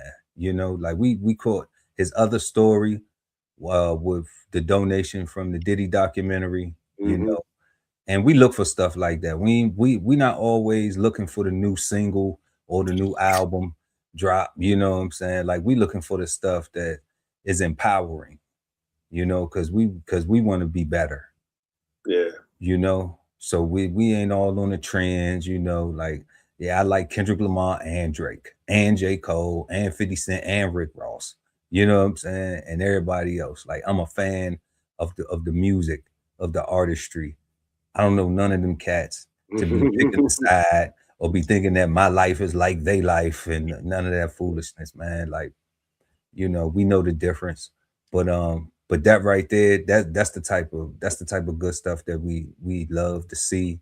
And once again, much success to Curtis 50 Cent Jackson and all his endeavors, man. That's so dope, man. Keep on doing what you're doing, bro, and setting that example. Definitely. But yeah, that's all we got for them flavor bombs right there. And you've just been flavor bombed, and now back to our show. Yep, so we have been smoking on opinion tonight, y'all. Make sure to smash that like button. You rocking with us. Man, we are at our fifth and final question, last but never least. Is the word opinion bad, good, or misunderstood? The God Ali Dawood at BK Soul Farm. Opinions are bad, God, and misunderstood. Right? They're bad by definition alone. They're supposed to be in your mind, right? Like you're not supposed to necessarily share. Like even with the popular opinion concept, like that even tells you that's bad because the sentence they used was like the news, you know, trying to spread popular opinion or tell you what the popular opinion is, so that if you don't think like everybody else, you'll feel ostracized and strange, right? So I don't like that. Like, but it's misunderstood. But I think a lot of people when they tell you something, they feel like an expert in that moment, and that's why they get that air of superiority because they feel like they think they're expert, and they telling you something that's like what do you call it, a hot take. A hot take.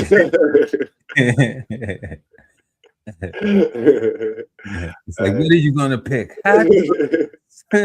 No, we don't want no hot pockets. So that's what I think. I think I definitely think opinions are bad. I'm gonna do my very best never to offer an opinion again, unless we're in a brainstorming session, or I'm in a safe environment, right?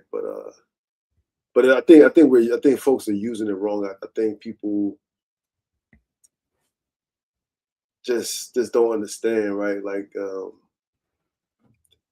that decision-making process, that judge process, like that, like those opinions are fact-based. It's like kind of like science, right? Like it's a theory, but it's a scientific theory. It's based off the facts, based off the observations, off the results, right? And this is what we all agree on, right? Because this is what we all saw. So yeah, I definitely think it's bad. I'm never gonna use it again. Do my best, but it's definitely misunderstood. But it's definitely misunderstood because I feel like people are using it thinking that they're experts, and they're not. No doubt, I agree 100%. It is bad and misunderstood, and I echo the same things that you were saying, God. I am definitely going to do my best to never use the word opinion ever again in explaining anything. Even if somebody asks me, I'm trying to get your opinion, I'm gonna say, no, I don't have an opinion for you, but I have advice. And I know it's gonna be confusing to people because they don't watch the show or they don't research the word, So to them, they'll be like, well, you know what I mean, and people, people hate that now. Like, why you gotta be so technical? Like, being technical and being accurate, technical is for dummies. Dummies say, well, technically speaking, no. No. You're absolutely not. You're not accurate. You're not factual if you're technical. You actually have to have some information that is valid. We got you back in, God. Word. And I was just saying, like, no, that's not factual. Technical is not factual. Technical is a form of training. Okay. It is not truthful. It's being used to say, well, I meant what you meant to say, or what you say, but you ain't saying that. So you're hoping people will figure you out or figure it out because you are unable to communicate your point effectively. And that's what that technical is used for. But yeah, bad and misunderstood. Yeah, I'm glad we had this conversation. Facts. It's smoke. Because it's just another word that needs to be removed. It's another word that needs to be,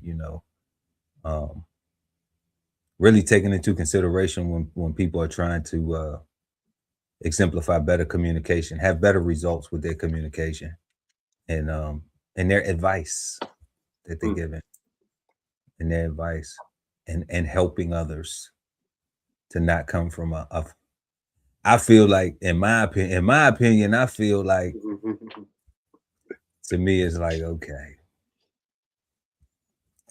I'm gonna rock with you because you got my attention. Everybody can't just get my attention to be telling me in their opinion what they feel like.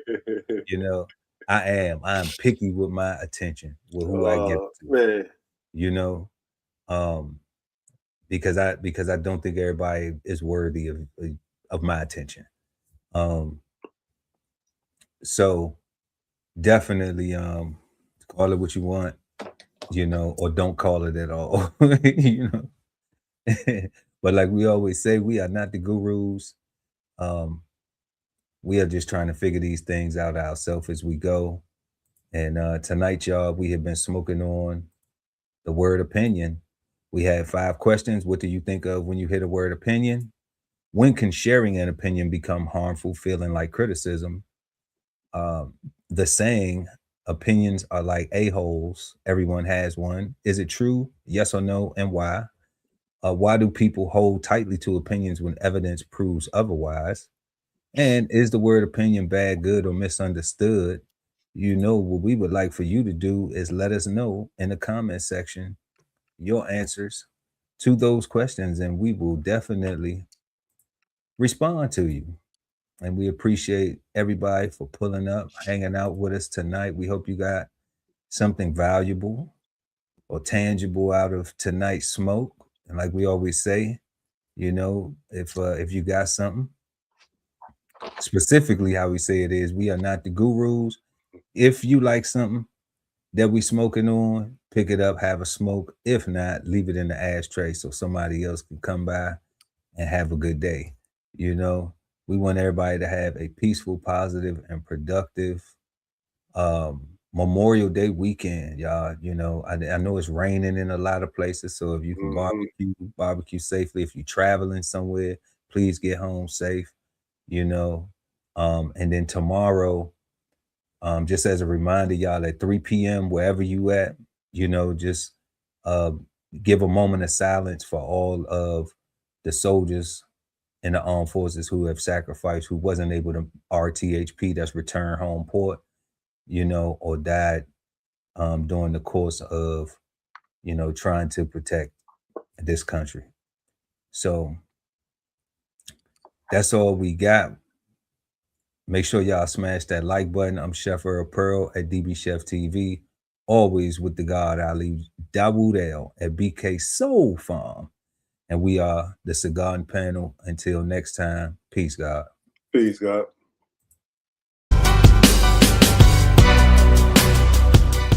This whole publication is all about going from nowhere to somewhere, right? Being able to stand on something so that you can travel in peace, right? So bksoulfarm.com, 1016 160 self-sustainability. Jump on a list and get yourself together, right? Because it is irresponsible to not even know what responsibility means. So get yourself together, food, clothing, and shelter, protection of that, support your interests, and live. Love ain't always easy, and we won't stop until we get it right. So bring that ass to the Love Speak podcast. Subscribe today and let your love speak at TLS Podcast. The Love Speak, now streaming on YouTube. If it's Friday night and you don't have a date, then brunch with the fellas is your spot, so don't be late. We go up at 9 p.m.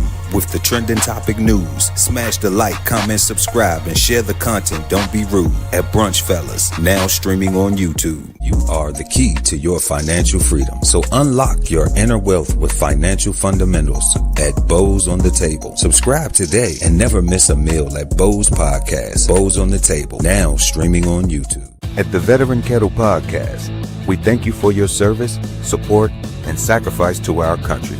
Listen to real stories of adversity and triumph as we give our best to honor our vets.